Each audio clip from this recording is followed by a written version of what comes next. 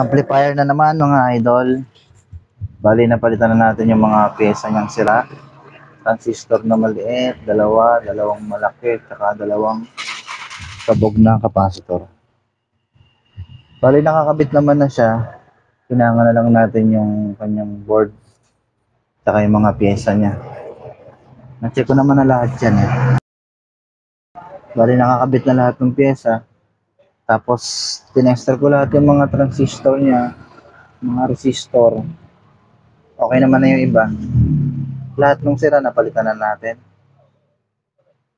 So babalik na natin sa hinang lahat ng mga chinek natin.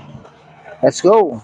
At eto na nga, sinimulan ko lang hinangin lahat ng mga pyesa na tinester ko. At pinagpuputol na din yung mga excess na paa ng bagong pyesa. So yun, okay na. Nakakabit na lahat. Detesting na lang natin ito maya pagkakain namin.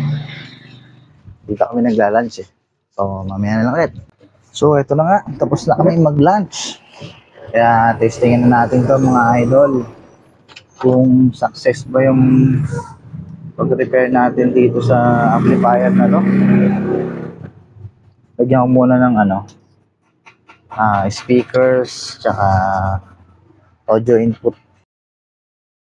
Okay, kabit na din natin tong mga jack na to.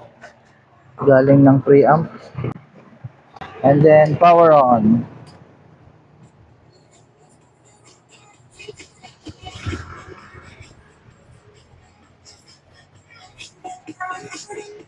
So yun, okay na yung unit.